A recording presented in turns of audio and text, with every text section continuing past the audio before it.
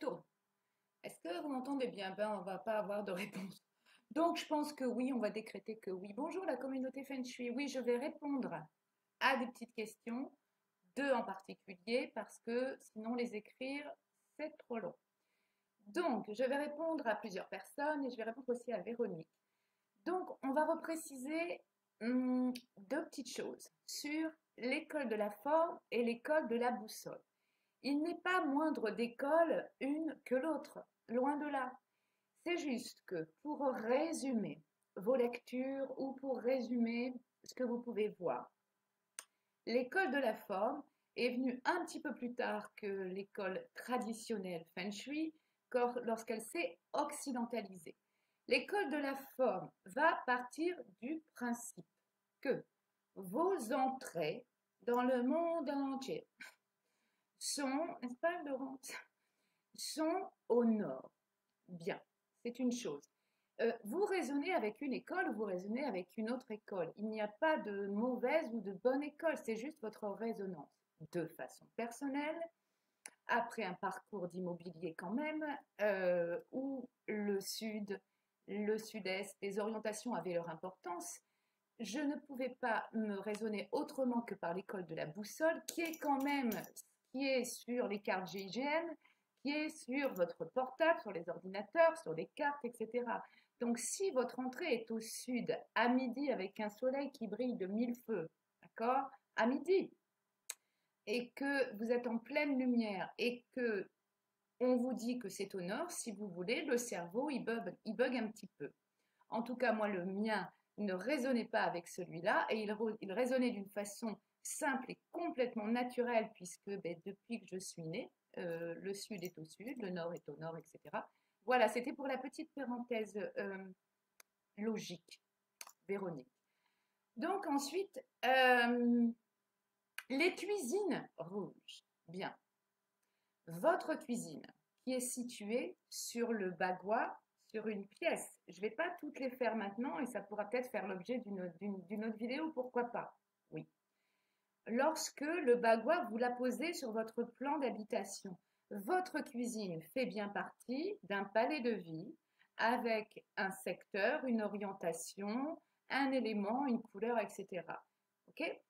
Donc déjà, ça c'est important. On va prendre un exemple, je suis obligée, parce que vous avez toute chacune euh, votre orientation et votre palais de vie. Je suis un peu fatiguée aujourd'hui. Donc, le rouge. Et là, on va prendre la couleur. Le rouge, c'est la couleur du partage, c'est la couleur de la communion, c'est la couleur de la connexion. C'est la couleur la plus fascinante qui soit, on est d'accord? C'est la couleur, c'est une couleur passionnelle, c'est une couleur à la fois de l'honneur et à la fois du danger. On est bien d'accord avec ça?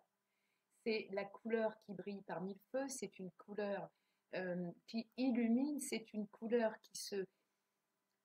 euh, du rouge se dégage indéniablement la chaleur déjà. Ok? Par rapport au feng shui, on va partir de ça.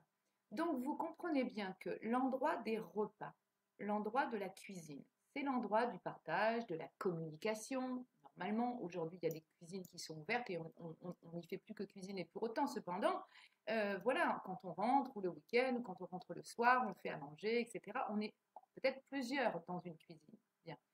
Et donc, autant que le rouge est une couleur aussi qui exacerbe.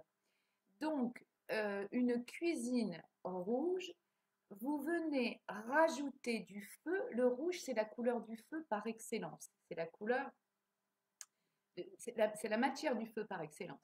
Or, il se trouve qu'une cuisine, la préparation des repas, c'est quand même un endroit dont la fonction est feu. C'est l'endroit où on cuisine, c'est l'endroit où on prépare, c'est l'endroit où ça bout, d'accord? Et accessoirement, dans nos cuisines modernes, ce sont les endroits avec les fours, les micro-ondes, les grille-pains, que sais-je encore.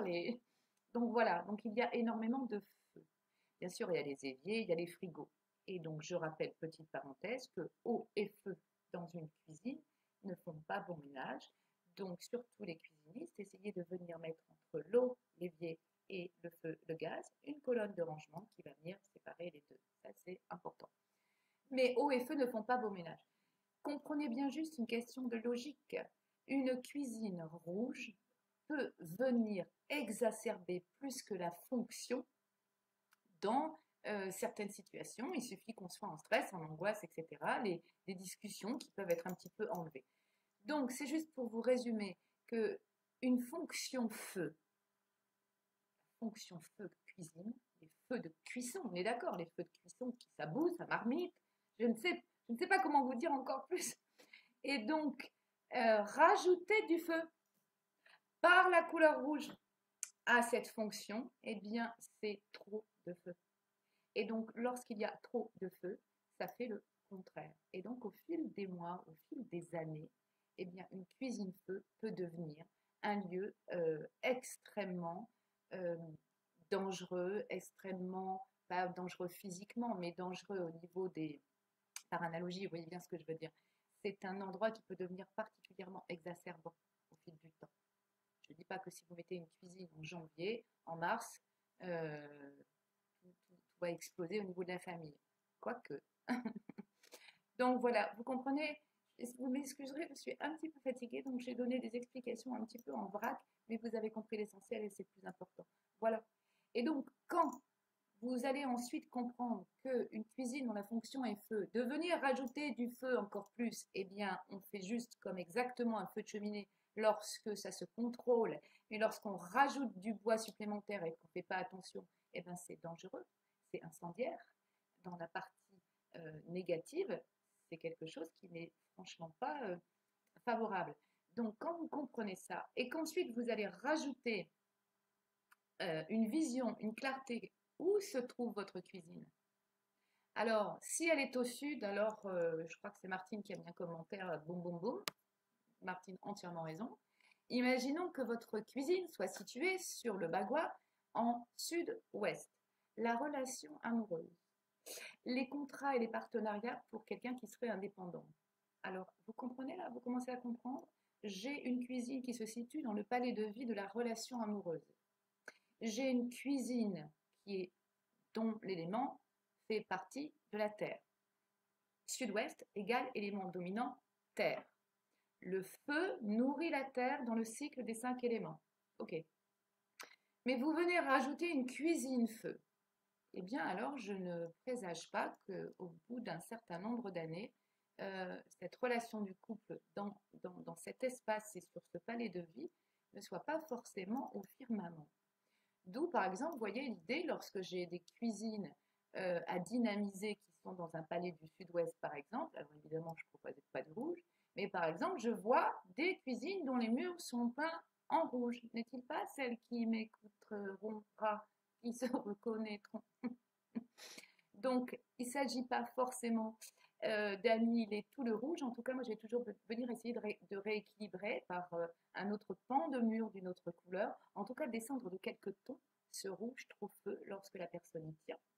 Et si elle n'y tient pas plus que ça, eh bien, en fonction du palais de vie et de son élément dominant, on va réfléchir un petit peu à venir, si c'est possible sur les murs, venir mettre des couleurs qui vont être moins denses, moins profondes et moins en tout cas du même élément que la fonction. Ai-je été claire?